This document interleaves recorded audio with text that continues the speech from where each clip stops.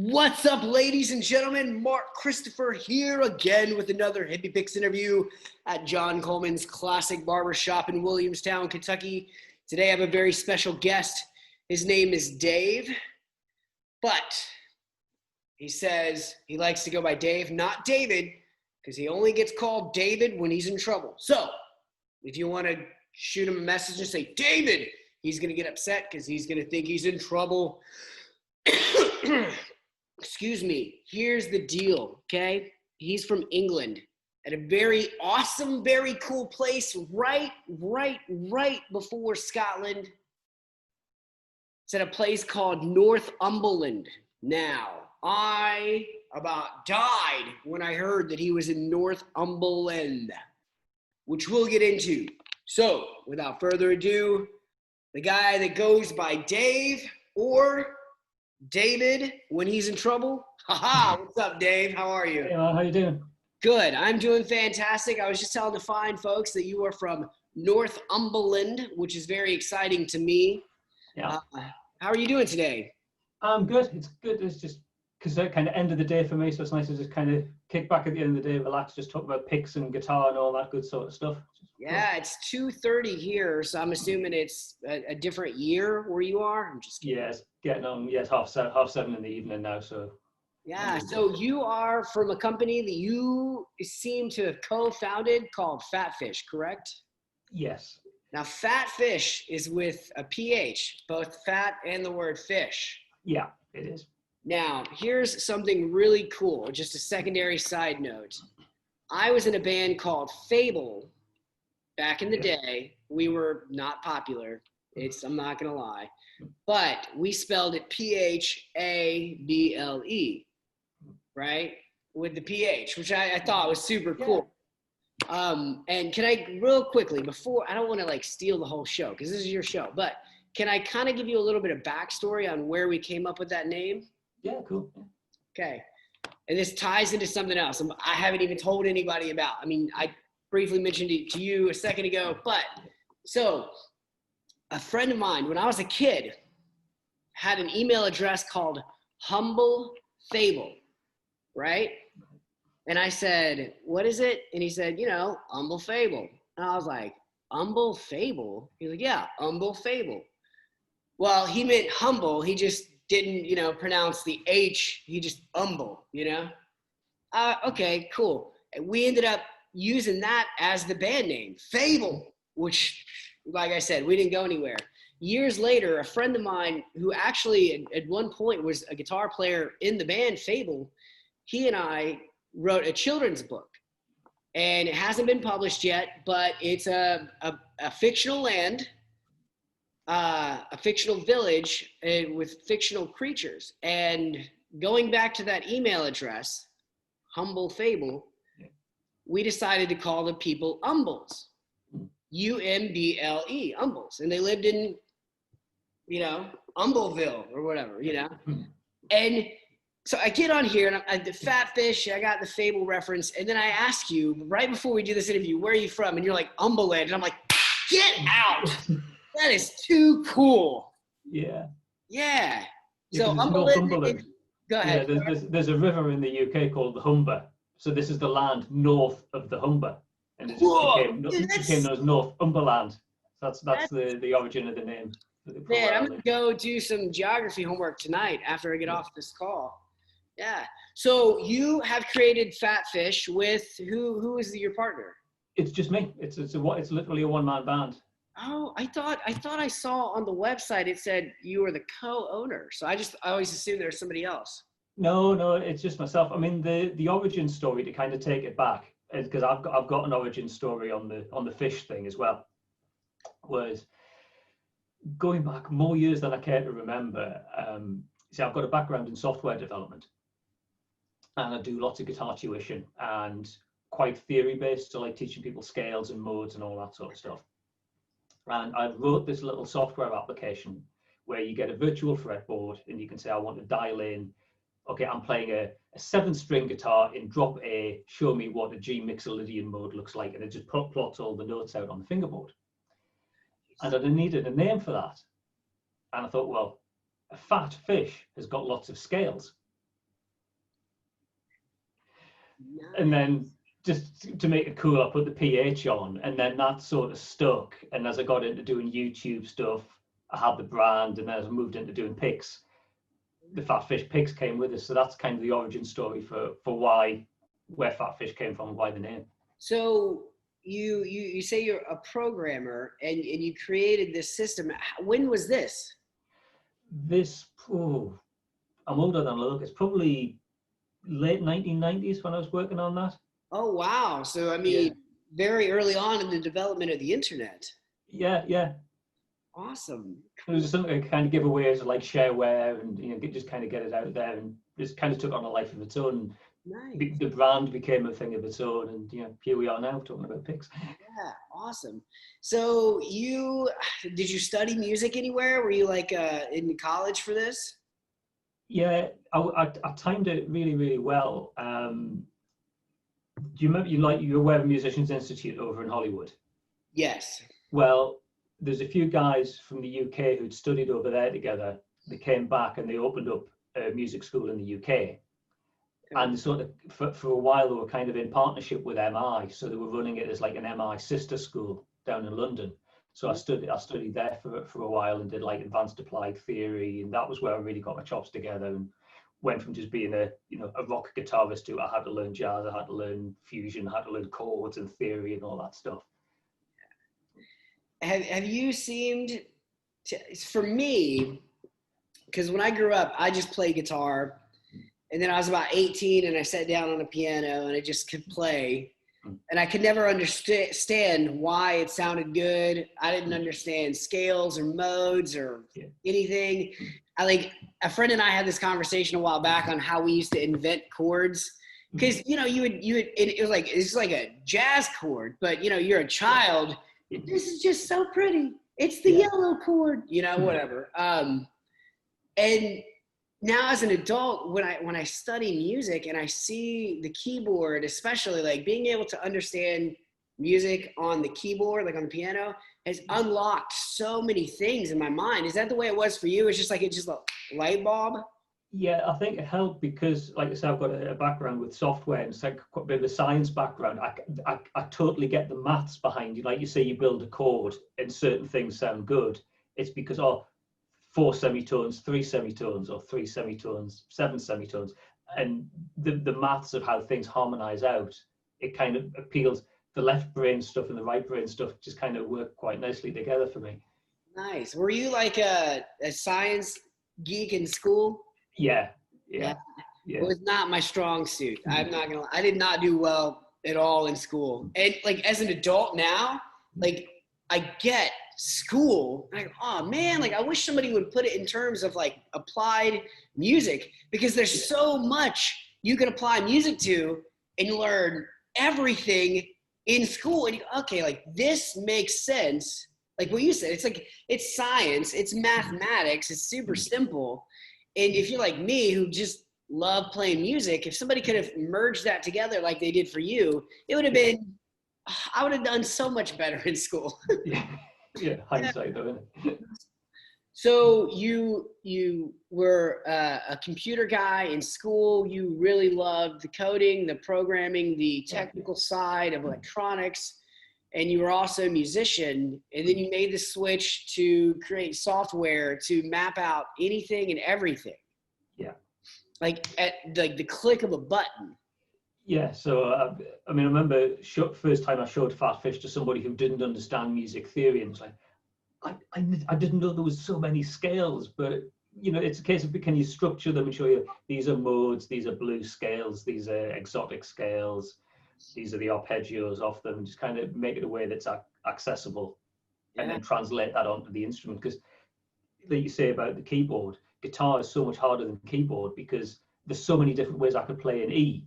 Whereas on a keyboard, it's there and it's not going to move. It might be an octave higher or an octave lower, but everything's there. The guitar, you get all the different inversions and the different ways you can play things because of the tuning and so on. Because I give music lessons to children now, and I do with some adults as well. It's easier because the piano is just laid out. When I try and explain the guitar, I go, think of like mini pianos stacked in different positions, because they're not all up and down, whereas the piano is just left and right, and you see it all in one shot because you're not looking at multiple strings in different locations. And I'll tell you, the breaking point for me when it came to understanding that was when I started playing in open G tuning. Nice product placement, by the way, with your coffee mug. Need to get some available to purchase. Nice. Was when I started playing in open tunings, I couldn't do what I was used to doing. And it forces you to think way different.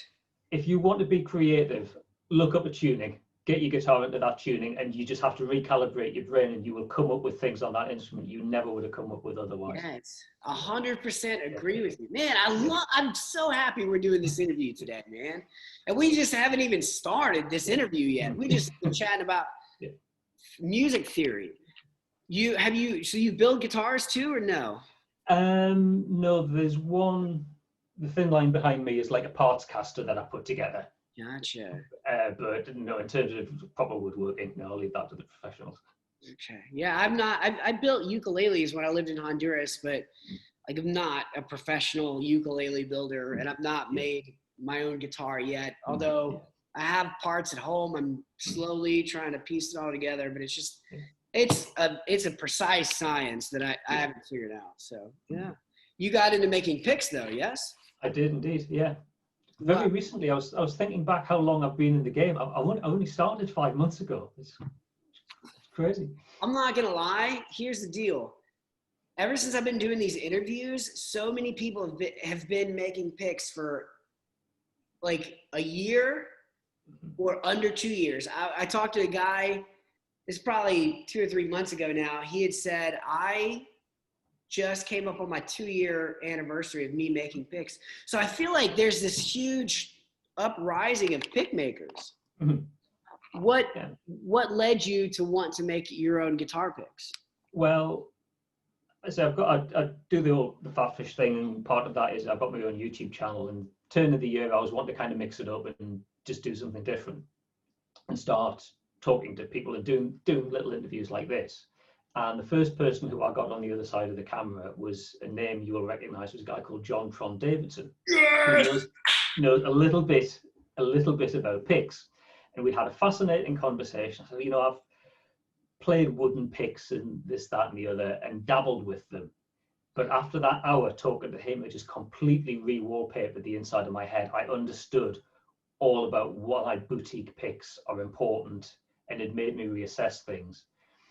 And because I've talked to him, he'd given me loads of names. He says, you need to look at Stone Age, you need to look at Crow's Custom, all these different names. And so he gave me these names. I was following them on Instagram, and one of them was Arcanum, Nads from Arcanum, amazing maker. And just fluked one night, he was doing a live stream. And I sat for an hour, and literally I watched a man filing a piece of plastic. I thought, I could do that. I think I could do that. And one thing led to another. Bought some Kironite, played around, and I had a pick, and there the rabbit hole opened. Was it easy the first time you made a pick? It was easier than I was expecting, because I remember when I was a very, very small version of me at school, we did like I suppose you in the States you call it like shop class, where you learn to use tools and that. I didn't have that growing. I didn't get to be in it, but yeah, I know. Yeah, I remember we did something. I must have been about 11, 12 years old, where we had to make things out of perspex. So I learned the idea of using like abrasives and filing and getting edges and polishing and all that sort of thing. And it was like, it's the skills were still there. So I was pleasantly surprised how quickly I was able to get something that I could pick it up and it functioned as a pick, and it wasn't horrible. How did you make it? I know there's various ways people make picks. What was your method when the first time you made a pick? Not really much different to what I'm doing now, because I was just using what tools I had around the house. So I had a coping saw, which I've used in the past for cutting wood.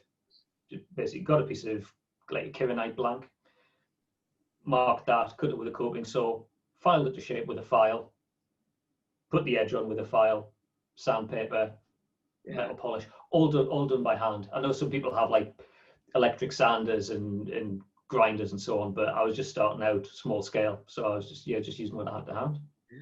Nice. When I made my first pick, I wanted to do it for a friend of mine for Christmas, and I was surprised. Like you said, it wasn't like, oh, I know exactly what I'm doing, but I made it. Yeah. And when I got into making more, my father-in-law said, how with no experience, how are you that good at knowing what to do? And I said, man, I've been playing guitar my whole life. I know what this needs to look like. I know what this needs to feel like. And I know when it's done. I just know it's something that's like, if you grew up playing guitar and using a pick, when you hold a piece of square wood in your hand, you'll know what to do. You know when it's done. You're like, that, I got it. Yeah, because I just started, like, as a template I used, just like whatever pick I happened to be using at the time. And obviously I took a little bit too much off one corner. So I've now learned what I like about shapes, and it just kind of evolve. And I've now got like 2 or 3 different shapes that I make that I'm very comfortable with, partly just through experimenting where I went wrong. It's like human evolution. Everything's just a little mutation that either works or doesn't, and it gets kept or it gets ejected from the gene pool. Yeah. Do you happen to have any of those picks with you? Yeah, I mean, so the sort of material I'm tending to work with is like the Kironite, because it looks quite pretty. So that's like my most common, my favorite sort of shape, which is a bit like a Jazz XL meets a Big Stubby. Okay. Got these. So these are like these are quite cool. These are like a glow in the dark material. Ooh, nice. So that's like your bog standard 351 style. Yeah.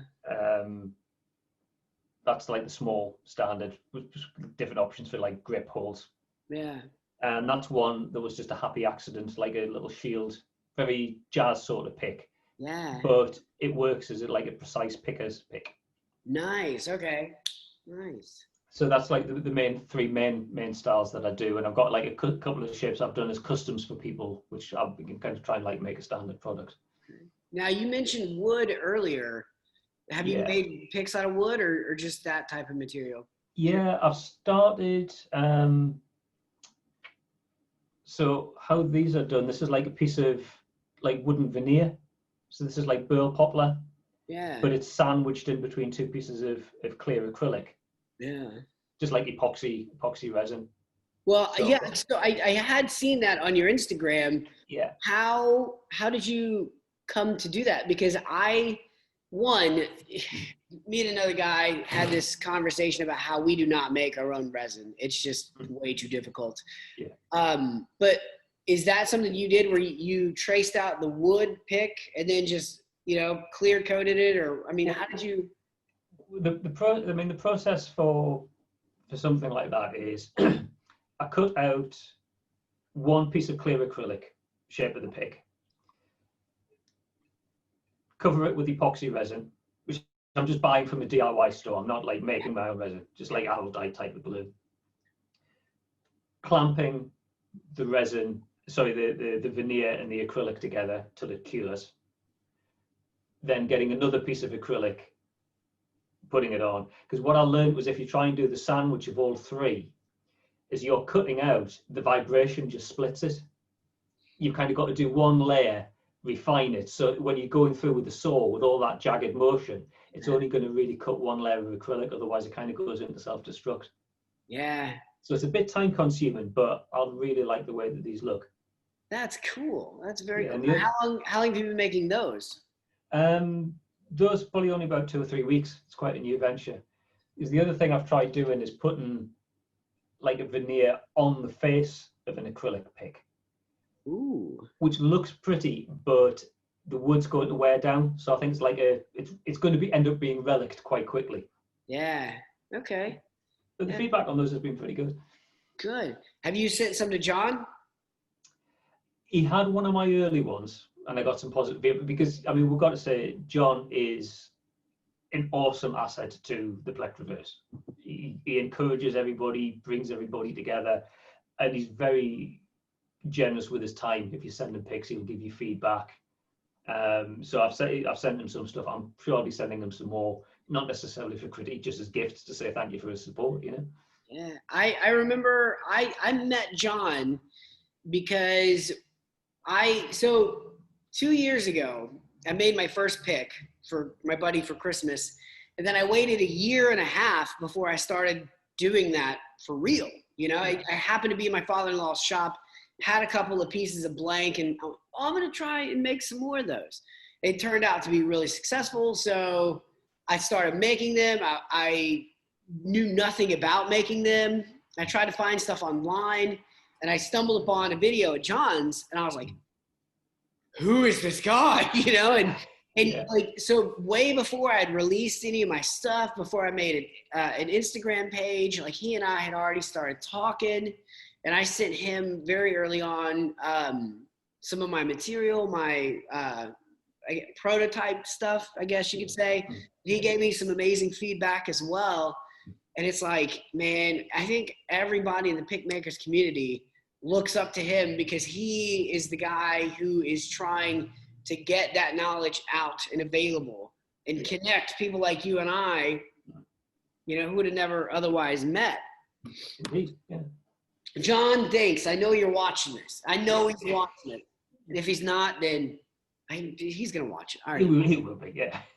Yeah. I don't think anything happens in the community that he doesn't know about. He's very finger on the pulse. It's surprisingly funny because I troll Instagram and I look for other pick makers and I look for people that I hadn't previously known or met.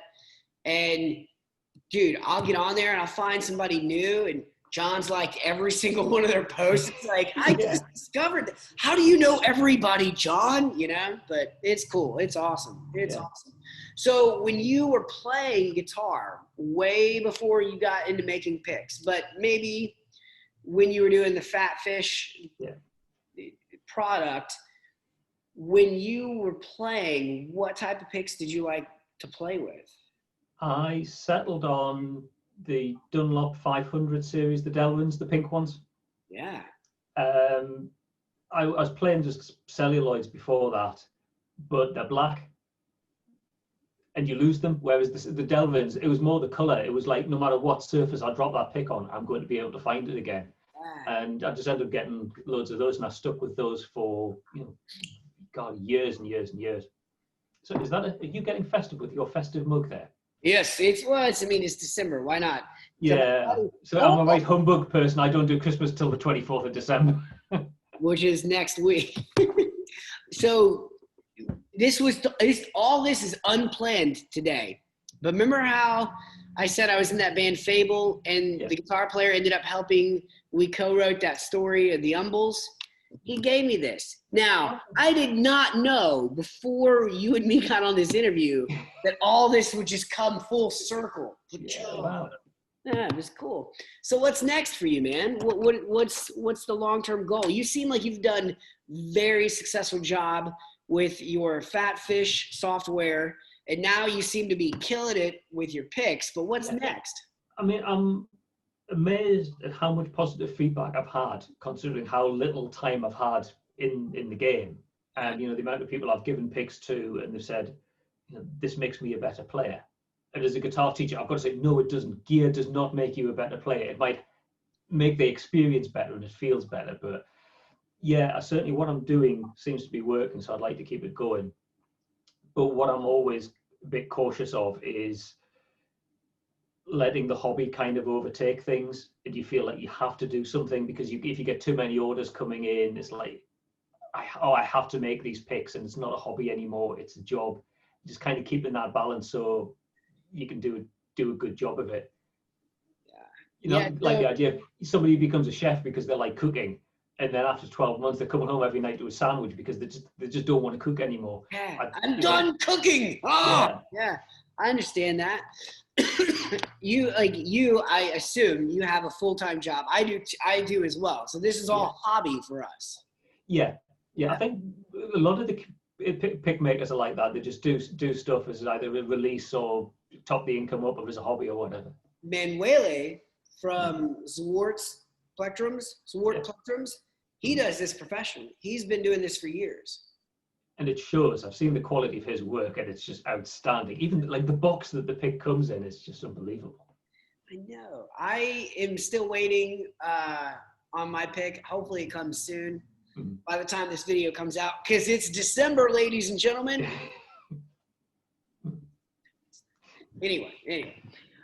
Yeah, like he started very early on in his life restoring guitars. And like, I think by the time he got out of high school, that's what he was doing for a living. Like he was into restoration and then building guitars.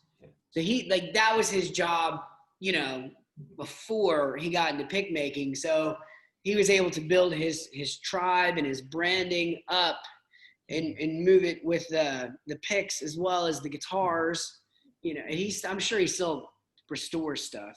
I think it'd be really cool. So what? Personally, I'm just happy. I think it's like the creative streak in me is, you know, if I'm not playing guitar or I'm not writing software, I'm out taking photographs or I'm making picks. It's, you know, as a creative person, I've got to be giving you something. I've got to be creating something. Yeah. Yeah. Yeah. It's fascinating to me because I love music, and that's just it's been in my DNA since birth. I can't explain it. I just love music. But since I started making picks, it's almost like I love doing this, you know? It brings so much joy. It brings so much joy to be able to have a creative form of an outlet. Yeah. I think I will ask you this. For people who are watching this video that may not have, well, they may not be pick makers. Let's start there. But may not have that creative outlet. Do you have any suggestions for them as to how to figure out something that would work for them? Because for you and me, making picks, doing this music theory stuff, teaching others what we know is so much fulfillment. Yeah. I think sometimes people get lost in the minutia of, oh, I can't do that. Yeah, you can do anything. I mean, I look back on some of the early YouTube videos I did, and I thought, yeah, I'm an experienced guitar teacher. I've talked about guitar to people. I can sit in front of a camera and do this on YouTube. 10 years down the line, I'm looking at my early videos and like, yes, it's rubbish. But if you don't do the rubbish, you never get to the point. So years down the line, we think what I'm doing now is so much better than what I was doing before. You've got to just do it. Yeah, I 100% agree with you. If you watch some of my early videos and then you go back and even watch this video, I say the words, you know, like, you know, okay, so, okay, like, you know, let me ask you this, let me ask you this, let me ask you this. And as I listen to it, I'm just like, stop saying it, you know, and it's a mental thing where you just get better and you get better. And even like today, during this interview, I think I've used the word so a handful of times, but I'm very cautious when I do now because I'm bettering my craft as an, what is this called? Interviewer. I'm the interviewer, I guess. Yeah, whatever. Yeah. So I just said it, see, slipped up, caught myself. But I think it's good to fail and fail a lot. Yeah. Yeah. The first pick I ever made was not the best pick I ever made. Yeah. I mean, I've got a pick here. This is one, you know, I say I do picks with like a grip hole pattern in. Yeah. I made a complete mess of it and I came up with a pick that's got that because, well, I'm not going to waste a piece of material. What can I do with it? Yeah. It's actually reasonably comfortable to play. So yeah, learn from your mistakes and adapt. Yeah. When somebody had let me borrow a Dremel tool. Have you ever used a Dremel? Yes. It's not for me. I like the finesse of a hand tool. Yeah, it's extremely difficult for me. And I lost a ton of picks because I just didn't know how to use the Dremel. And there was I nearly lost an eye. Yeah, well, I had to get stitches on one of my hands at one point. But that was because I was whittling and I learned how to not go against the grain anymore. Yeah. It's all a learning process. But I was making a guitar pick and it's a blank and I have it drawn out. So I'm trying to shape it down to the shape of the pick. And I went a little far in on one side and I thought, okay, it's fine. Just keep going. We'll cut the whole top off and it'll be just a little shorter. That'll be okay. and I was on to the other side, and I dug it in a little bit too, and I was like, dang it, like this is a wasted pick. Like I can't even just cut it off smoothly. And I kept looking, and I was like, you know what that looks like though? It kind of looks like an arrowhead. Yeah, your signature pick. Yeah. Yeah, right. And this is actually a scrap one. This is not one of the good ones. Cause I still make mistakes, but you know what's cool about this? Me and all my friends get to play on my mistakes for free. Yeah. You know? Yeah.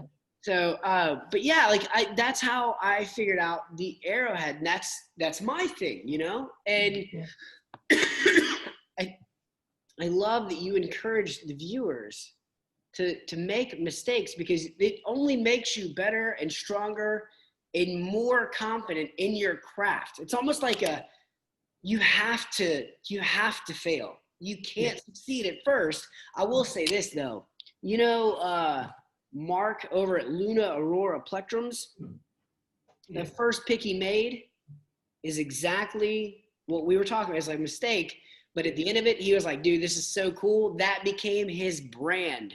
Mm-hmm. So even then, you know, like the first pick I made was my model for everything else. Yeah. Very cool. Very cool. Now I do have a question. Okay. When you make picks, like you, we watched Nads from over at Arcanum Plectrum, who's an amazing pick maker, and I have some of his picks. People tend to listen to music. Do you, when you make guitar picks? I think it's becoming a seasonal thing, because I'm a huge podcast fan. I listen to lots of podcasts. And what I tend to do during the summer, I'm out for walks, so I'm listening to podcasts. But now that it's getting a bit dark, it's a bit grey, I'm spending more time in the house. So I'm tending to use the pick making as an opportunity to catch up on podcasts. But if I am listening to music, you know, I've learned it's got to be fairly low tempo stuff. Me, abrasives and up tempo heavy metal do not go together. It's not a good ambience for working with tools. And you'd be surprised. So there's a ton of people who love like the heaviest metal. Yeah. And I like all forms of music. I do like my metal bands. There are bands that I favor over others. But when I'm out there in my shop making stuff, it's got to be calm. It's got to be like this peaceful thing, because if it is too much, I'm working too much and I'm making more mistakes. I've learned that. Yeah. Because I'm a huge Buckethead fan, and so no matter what my mood is, he will have something, because he's made like 600, 700 albums, something like that. So there's usually something of the more mellow stuff I can kind of kick back with. He's a phenomenal. I think he's one of the artists I have not seen live.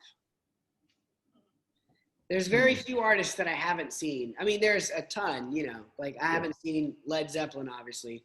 And I didn't see the Beatles, but I've seen both Paul McCartney and Ringo Starr several times. But yeah, like Buckethead, I haven't seen yet. And he came into town once, and I found out about it the day after, and I was like, man, because I would have loved to win. He's a phenomenal guitar player. He is unreal.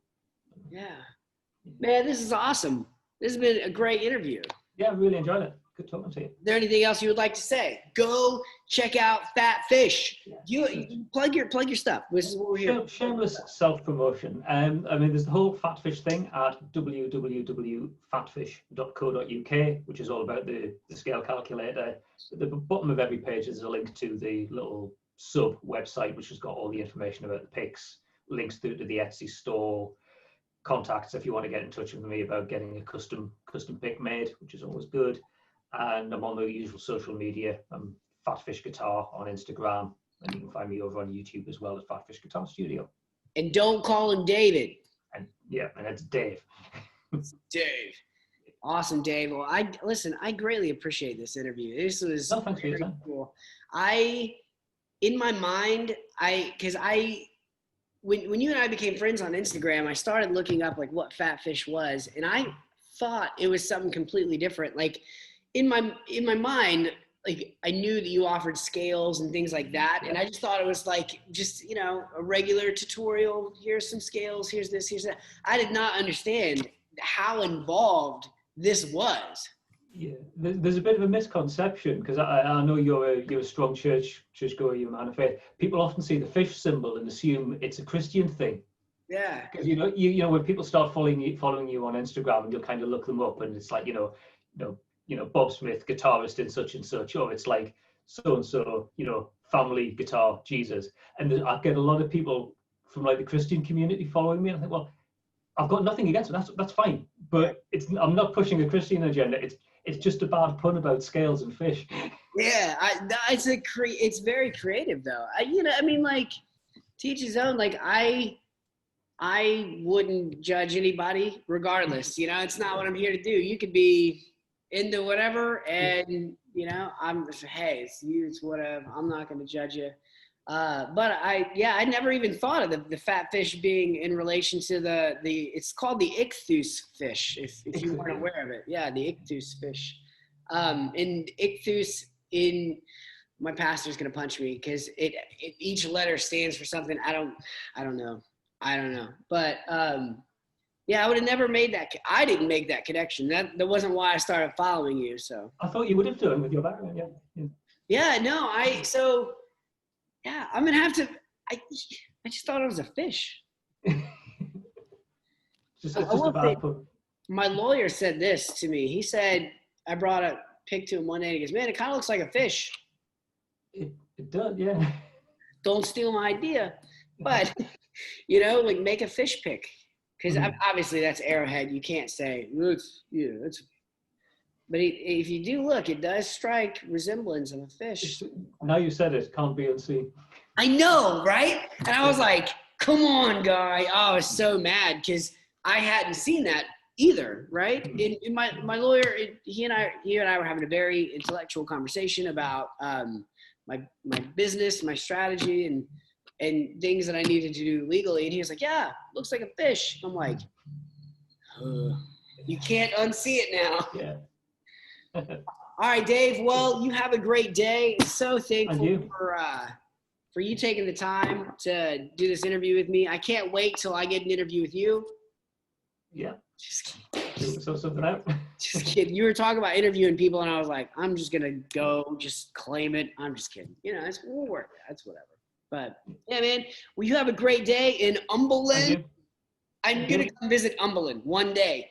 Like, listen, I'm gonna get off here, and I'm gonna call my wife and my buddy and go, "Listen, it's a real place."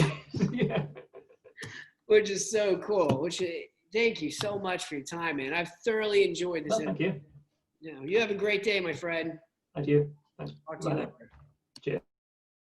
Cheers. He said at the end. That was a great interview. I'm okay. Just have a little cough. Nothing crazy. But listen, you can do anything you set your mind to. And he's right. When you detune your guitar and change the tuning up, it forces you to become better because it makes you step out of your comfort zone.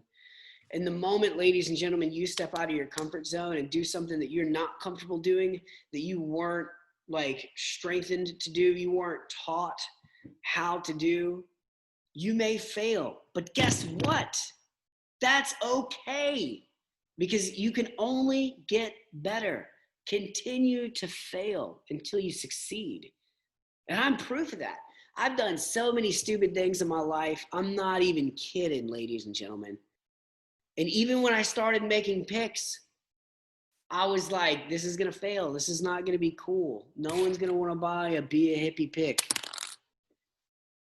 And I was wrong. My wife and my father-in-law had more faith in this product than I did. And I just thought, I'll do this for fun here on the side. And I made many mistakes in making these guitar picks, but I learned through each mistake. And I think John would side with me as well when it says you make a mistake, you don't give up. You just keep trying until you get it right. This guy, Dave, don't call him David, decided to create software programming in the 90s. I was like 5 years old, barely, even in the 90s. And yet he's made a successful career out of helping people understand and viewing and seeing the guitar in a different light, music in a different way. And now he makes guitar picks. And you can make guitar picks, you can make guitars, you can make your own computer coding thing to make whatever you want. You want to be the next president? Be it. Anything you want to, do it. Want to change the world? There's nothing to it. I love Willy Wonka. And I love you. And I hope you have a great day. And I hope that this has inspired you to go out and become the best you can be. Have a great day. And as always, this cup is dishwasher safe. And it's made in China, not Umberland.